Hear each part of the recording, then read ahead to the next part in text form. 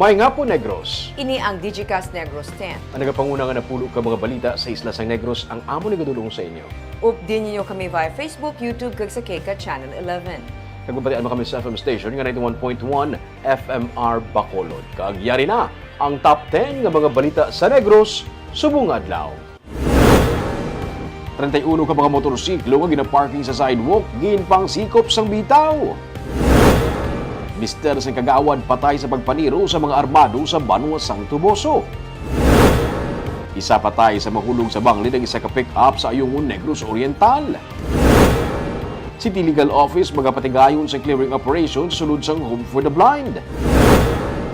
Kag sa Good Vibes, Jujadju nangin kampiyon sa Street and Lantern Dance Competition sa Bacolod Jet Festival 2024. Tinatanan sa Digicast Negros 10.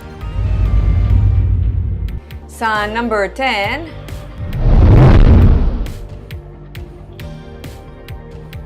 siyam ka mga e-jeep nga magabiyahe sa Barangay Estefania ang nag-abot sa syudad sang Bacolod. Sinila nga hapon ginlunsar ang electric jeepney nga natala na igabiyahe sa Bacolod. Isa sa siyam ka mga duga nga e-jeep ang kabahin sang donasyon sang Jiangsu Fengshen New Energy Power Corporation. Makitaan sa bago nga model sa nga e-jeep ang disenyo sang Mascara Festival. Ang grupo sang traditional jeepney operators nga esto nagaplano upod sa syudad nga kung mahikot na ang permit sa LTFRB, igabiyahe una ang e-jeep sa Estefania Central Market nga ruta. Interesado man ang iban sa ilang nga ibiyahe, ini sa Punta Taytay, Central Market kag Shopping Libertad nga ruta. Iga-road test anay ang mga duga nga units antes pa man suguran nga ibiyahe sa iban pang nga ruta sa Bacolod.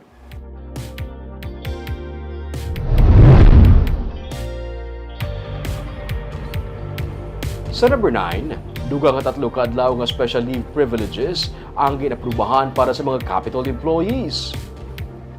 Ini kasunod sa pag-approve sa Civil Service Commission sa Collective Negotiation Agreement sa tunga sa Progressive Alliance of Capital Employees kag probinsya sa Negros Occidental. Nalakip sa among nga CNA ang paghatag sa probinsya sang dugang nga 3 ka adlaw nga special leave privileges sa 3 nga daan ka adlaw man nga SLP. Sa memorandum nga ginpapanaog ni Governor Eugenio C. Lacson para sa mga empleyado sa Kapitolyo Provincial, nakasaad ang pag-grant sang dugang nga 3 ka adlaw nga SPL nga sarang ma-enjoy sa mga empleyado sumugod January 23, 2024 tubtob January 22, 2027. Ang SPL pwede magamit sa mga empleyado sa aksidente, birthday, business transaction, sa iban pa nga mga ahensya, enrollment, graduation, hospitalization, mourning kag bereavement, relocation kag pagsaylo sa puloy-an, kasalo kon wedding anniversary. Ang mag-a-avail dapat mag-file advance ang application for leave kag aprobado sang head of office. Antes pa man iga-avail, pwede man ang filing sa pagbalik sa duty kung ining applicable sa sitwasyon.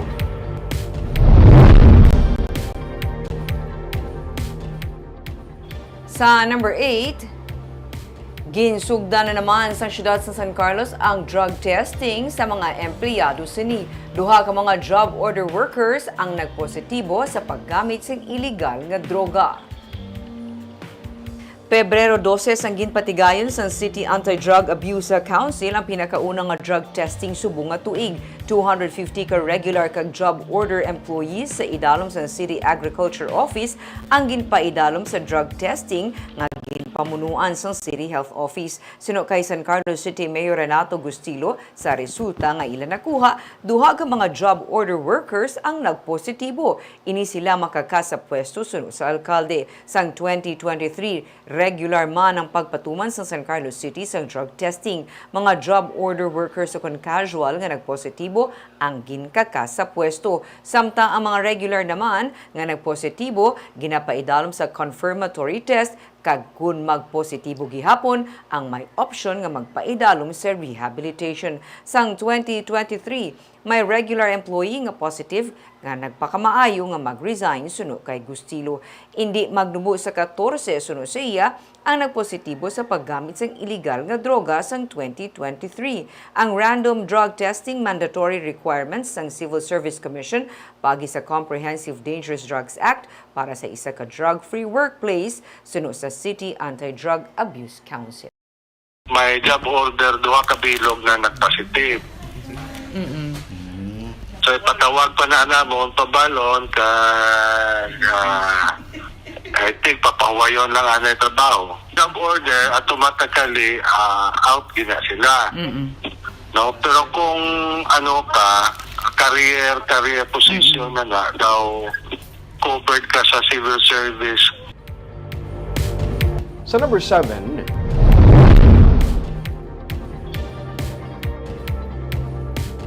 SSS Dumaguete City Branch, isa sa mga ahensya sa gobyerno nga biktima sang bomb threat kahapon nga adlaw.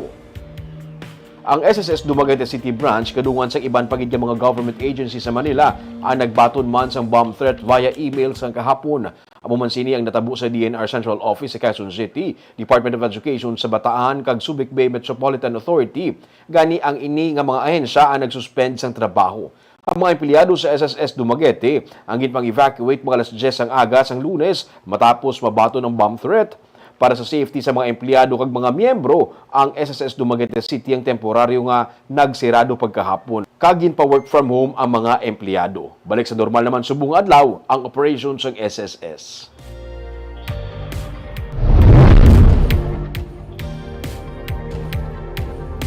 Sa number 6, isa patay isang mahulog sa banglid ng isa ka pick-up sa Ayungon sa Negros Oriental.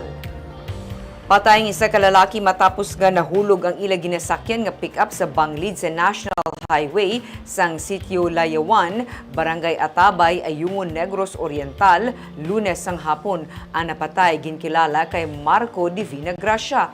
Ang driver sang pick-up amo si Vicente Pastor nga kaingod balay sang napatay. Nagasakay man sa pick-up kag nakaluwas ang anak ni Pastor nga si Bianca Marie, 20 anyos. Sa inisyal nga investigasyon sang pulis, gikan sa barangay Tambo padulong sa town proper ang pick-up sang nakatulog ang driver sang pick-up kag nagrekta ini sa banglid. Gilayon nga gindala sa Bindoy District Hospital ang mga sakay sa pick-up pero si Divina Gracia ang gindeklarar sang doktor nga dead on arrival.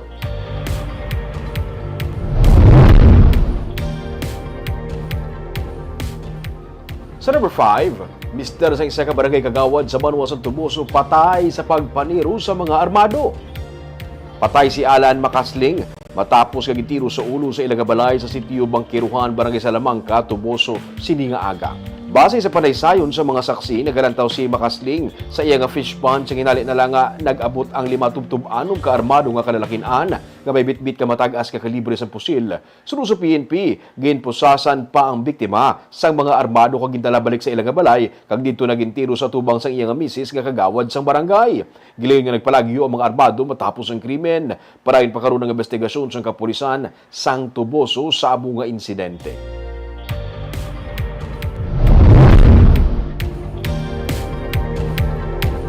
Sa number 4, masobra sa 2,000 ang aplikant sa unang adlaw sang voters registration sa probinsya.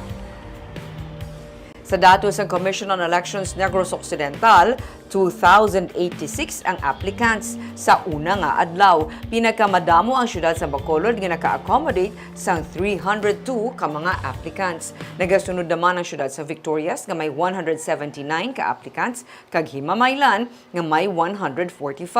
Suno kay Provincial Election Supervisor Ian Lee Ananoria, maayo ang nangin panugod kag nagalaom siya nga kuntani ini ang magtayuyon. Nagapadayon man ang Register Anywhere program sa SM City para sa yadtong luyag magparehistro out of town kag yara sila sa Bacolod. Samtang gintalana naman sang COMELEC ang Pebrero 23 bilang registration fair sa SM. Ang mga luyag magparehistro sa nagkalain-lain nga banwa kag syudad sa probinsya ang pwede magkapadulong sa amo nga adlaw sa SM City bangod sa rang sila nga ma-accommodate. Ini ang pagatambungan sang tanan man nga mga election officers suno kay Ananoria. So far reports daw wala man kaya na-screen naman namon subong tanan.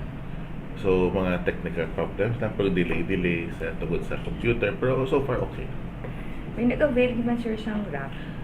Mula na kagapon wala, zero kagapon ang rap. Hopefully may mga mayara ma-avail.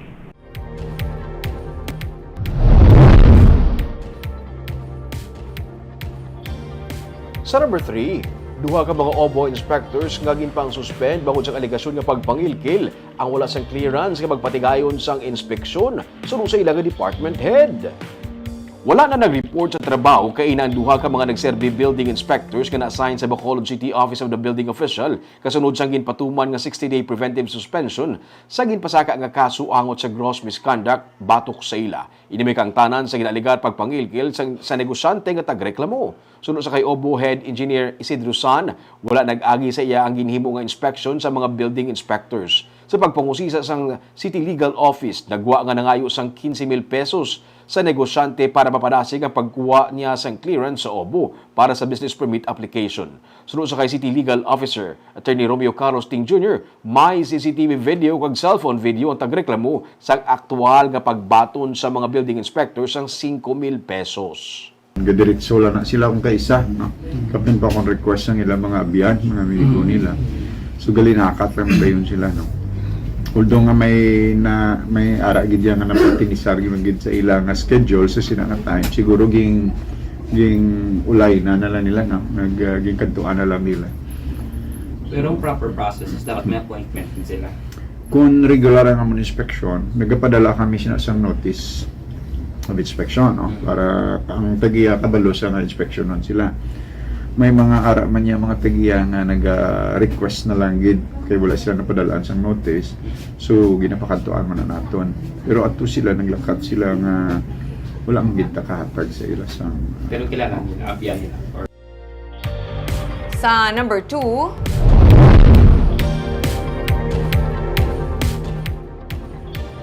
clearing operations sa mga illegal structures sa sulod sang compound sang Home for the Blind sa Barangay Mansilingan sa Bacolod ang ipatuman. Plano sa Department of Social Services and Development sang Bacolod nga mag-construct sang bag-o nga shelter para sa mga nasunugan nga residente sang Home for the Blind. Ugaling isuno kay DSSD OIC Alma Gustilo, nagadamo ng illegal structures sa sulod sang compound sa Barangay Mansilingan.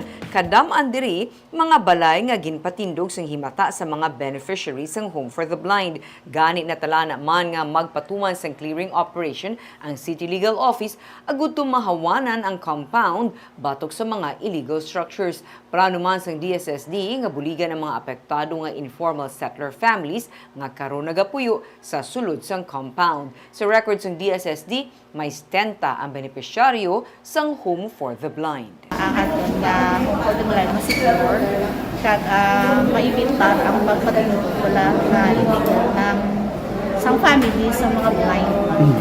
Para hindi magdamo dito kag ginitawag nila yan magano bala when time comes na may ara na program kag plan.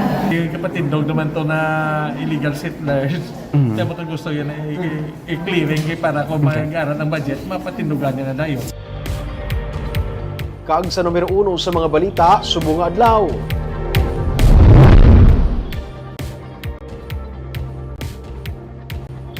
Uno ka mga motorsiklo nga ginaparking sa sidewalk ang ginpang sikop sang bitaw kay inasang aga.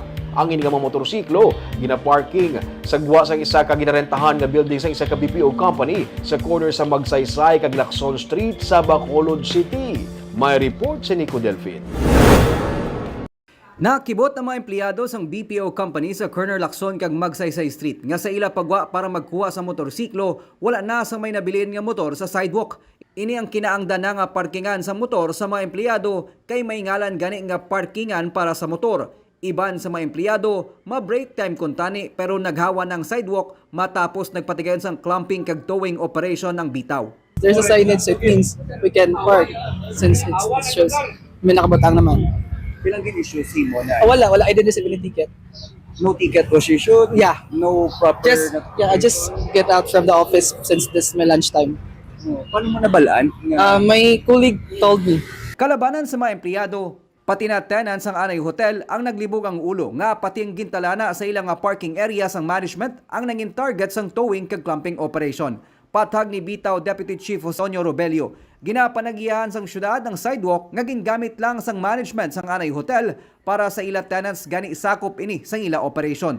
Dugang pa ni Robelio, hindi naman kinahanglan ng warning o notices sa pagbalik sang full implementation sang ordinansa. Ang warning lang yan nga ginahambal namon ginhatag namon sa pamuluyo is kung pag-abot namon nga ara ang salakyan, we will try to find out kung ara ang mga drivers. Kung ara ang mga drivers kag they are willing to move their vehicles, amo na nang imo nga warning. Gani kaina, isa-isa ang ginpangkakas sang management sang anay hotel ang tanan nga mga parking signs. Or actually Luxor placed that sign reserved for their employees. Gin-check na mo ng ilang ang ilang records, ang drawings, ang ilang property. Ang ilang property is the fence line. Meaning ang legally ang area lang gid nga legally makapark sila is sa behind sang ila fence. Ang parkingan niya nila gina is sidewalk na gid ya, and that's against the ordinance. Samtang humalin sa natagaan sang accreditation ng Metro Towing Service, halos naglabot man sa masobra 90,000 pesos ang collection nga natipon halin sa clumping kag towing operation kaupod sa bitaw. Nico Delfin para sa Digicast Negros.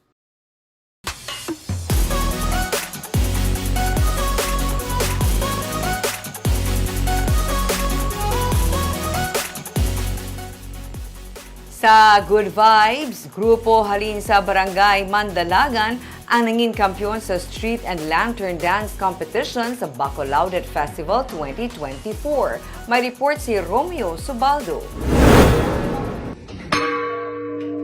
Ginbagting isang chairman sa Bacolaudet Festival Incorporated nga si John Stephen C. ang iringabel sa Yuan Thong Temple. Isa ka Chinese tradition sa Lunar New Year nga nagasimbolo sang swerte kag pagtabog sa negative energy.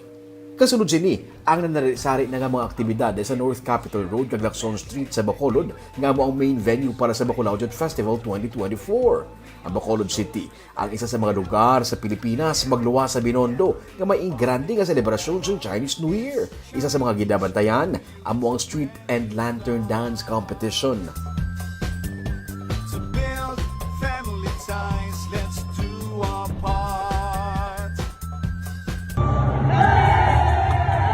Inay naging winning performance ang Jujadjo, ang grupo gikan sa Barangay Mandalagan nga ginbugusan sa mga kabataan sa Abgasan National High School.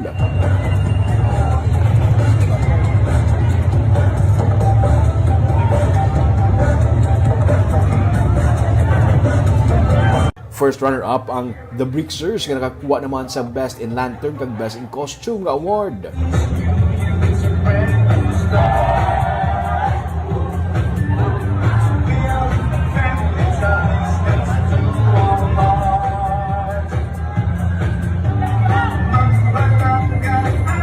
Kag second runner-up naman ang The Luminaries.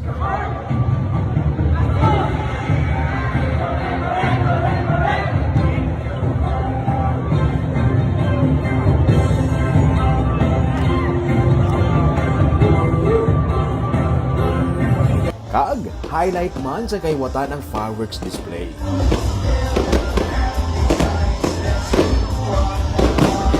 Kag nag-trending ang pagkitanay sa mga former mayor sa Bacolod nga sanay Joy Valdez, Evelio Bingonardia kag Monico Puentevella, kag ang present nga mayor nga si Abby Benitez sa Gala Night sa Bacolaudet. Barb, sunod-sunod ang mga fiesta by March, kisi-kisi naman sa Ilog, may sinigayan sa Sagay, may panaad na naman pag April. Mayo gidming no kay at least ang economics ta ang epekto sinisang tourism related activities buhi gid ang ekonomiya. Kagabi itong mga balita sa Negros Subong Adlaw. Kay man sa panahon karon importante nga may ihibalo ka sa nagakatabo sa imo nga palibot. Kung dapat balanse kag eksakto mga impormasyon. Padayon kami nga magapangalagad sa Negrosanon. Ako si Barbara Mijares. Tugtog sa buwas ako naman si Romeo Subaldo, mayong hapon.